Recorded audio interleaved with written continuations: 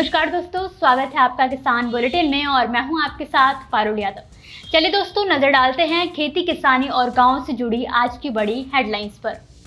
चीनी के न्यूनतम समर्थन मूल्य में हो सकती है बढ़ोतरी, नीति आयोग ने की चीनी के एमएसपी को 2 रुपए प्रति किलो बढ़ाने की मांग। राजस्थान के बाड़मेर में टिड्डी दलों का हमला, टिड्डियों ने बर्बाद की कई गाँवों के किसानों की फसलें।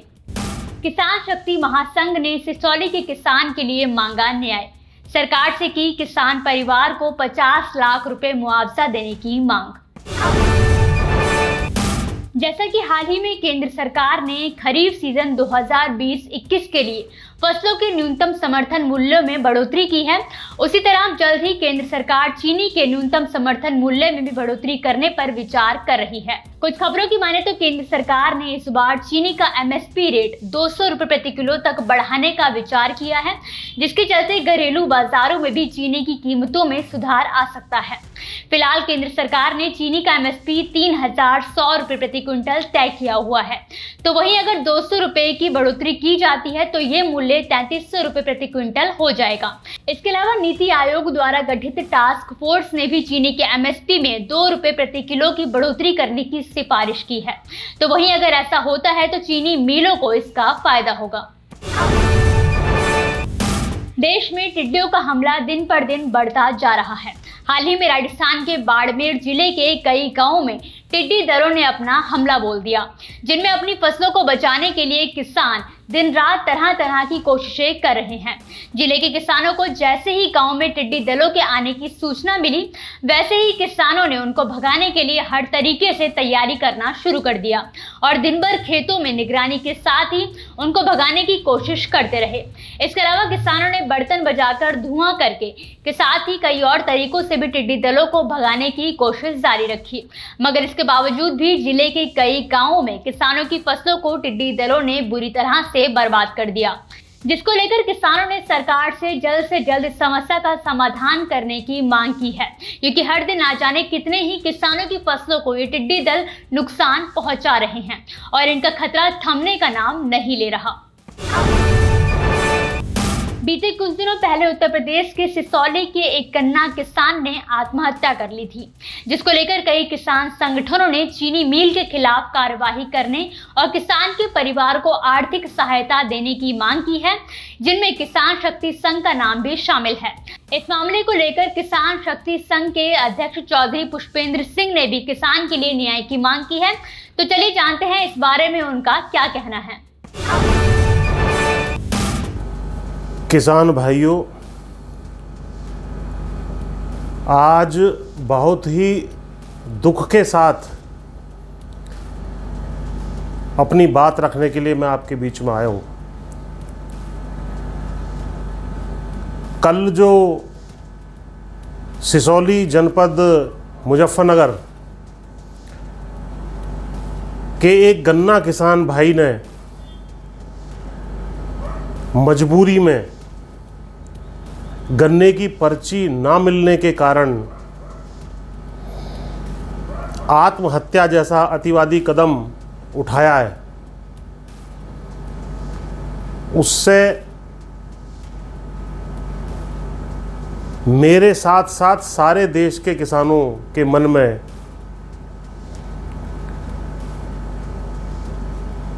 बहुत ही ज़्यादा रोष है। केवल एक पर्ची की वजह से हमारे एक किसान भाई को आत्महत्या इस देश में करनी पड़ जाए, यह पूर्ण रूप से प्रशासनिक सरकार का फेलियर है। और आज जिस प्रकार से मुजफ्फरनगर जनपद के प्रशासन द्वारा इस घटना के ऊपर लीपापोती करने की कोशिश की गई और बाद में मात्र 10 लाख रुपए का मुआवजा घोषित करके इस प्रकरण को समाप्त करने की बात कही गई, इससे किसान बिल्कुल भी संतुष्ट नहीं है। यदि एक किसान जो इस देश का अन्नदाता है, जो इस देश का पालनहार है, आत्महत्या करने के लिए कहीं भी देश में मजबूर है, तो कहीं ना कहीं इस देश के 135 करोड़ नागरिकों के लिए सोचने का विषय है, विचार करने का विषय है। और शर्म से हमारी सबकी गर्दन झुक जानी चाहिए।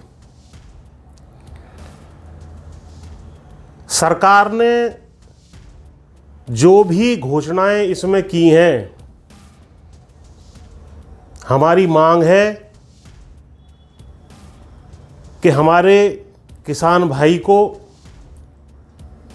कम से कम 50 लाख रुपए का मुआवजा देना चाहिए था। हालांकि जान की कोई कीमत नहीं होती है, उसको वापस नहीं ला सकते हैं, लेकिन कुछ मदद उसके परिवार के लिए, उसके बच्चों के लिए सरकार कर सकती थी। इसके अलावा परिवार के एक सदस्य के लिए सरकारी नौकरी का बंदोबस्त, पत्नी को आजीवन 10,000 रुपये मासिक पेंशन का बंदोबस्त, बच्चों की पढ़ाई और जो लड़कियां हैं उनकी शादी का इंतज़ाम सरकार को करना चाहिए था। लेकिन सरकार ने मात्र 10 लाख रुपए घोषित करके इस सारे प्रकरण के ऊपर लीपापोती कर दी है। इसके अलावा जो भी इसमें दोषी हों, जांच करके उनके खिलाफ सख्त से सख्त कार्रवाई होनी चाहिए। एक बात मैं बहुत स्पष्टता से आज सरकार के सामने रखना चाहता हूं, नीचे से लेकर के ऊपर तक, मुख्यमंत्री स्तर तक बहुत स्पष्ट करना चाहता हूं। मुझे मालूम है आज बहुत बड़ा आंदोलन नहीं हो सकता, एक महामारी फैली हुई है, विरोध नहीं हो सकता, सड़कों पर नहीं उतरा जा सकता, लेकिन एक बात याद रखना, 2022 के चुनाव में इन बातों को भूला नहीं जाएगा, सब याद रखा जाएगा। उस दिन सबका हिसाब इस उंगली के माध्यम से बटन दबा के कर दिया जाएगा। यदि ये मांगे नहीं मानी जाती हैं तो मैं तो कहूंगा कि ये गन्ना मंत्री तो कम से कम अपना इस्तीफा दे दें। उत्तर प्रदेश में लगभग 2.5 करोड़ किसान परिवार रहते हैं और लगभग 50 लाख उनमें से गन्ना किसान परिवार हैं। इस घटना को आखिर तक याद रखा जाएगा। इस बात को आप याद रखना। मैं अपने किसान भाइयों से भी विनम्र हाथ जोड़ करके विनती करना चाहता हूं,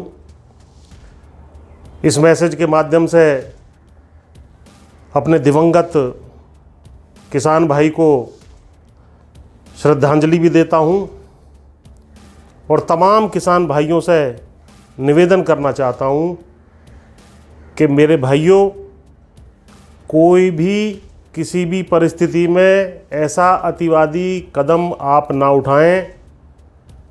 आपके पीछे एक परिवार है, आपको सारा देश स्वयं अन्नदाता और पालनहार कहता है। इस प्रकार का अतिवादी कदम उठाना आपके लिए, मैं मानता हूँ आपने एक मजबूरी में ये किया है, लेकिन मेरी विनती है कि कोई भी किसान भाई इस प्रकार का अतिवादी कदम ना उठाए।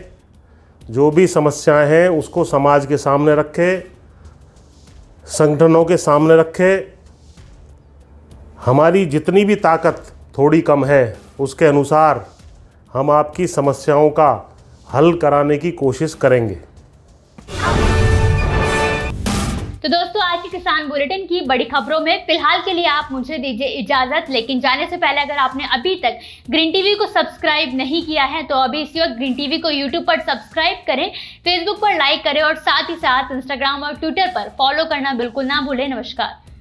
अगर आप चाहते हैं कि ग्रीन टीवी इसी तरह से किसानों को सशक्त करने के लिए कार्य करता रहे, तो आप भी इसमें अपना सहयोग दे सकते हैं। डिस्क्रिप्शन पर जाकर दिए गए लिंक पर क्लिक करें, पेटीएम करें, NEFT और क्रेडिट कार्ड के जरिए भी आप हमें सहयोग दे सकते हैं। अगर आप हमारा ये वीडियो YouTube पर देख रहे हैं तो हमारे चैनल को सब्सक्राइब करें और अगर FB पर देख रहे हैं तो इसे लाइक करें और शेयर करें।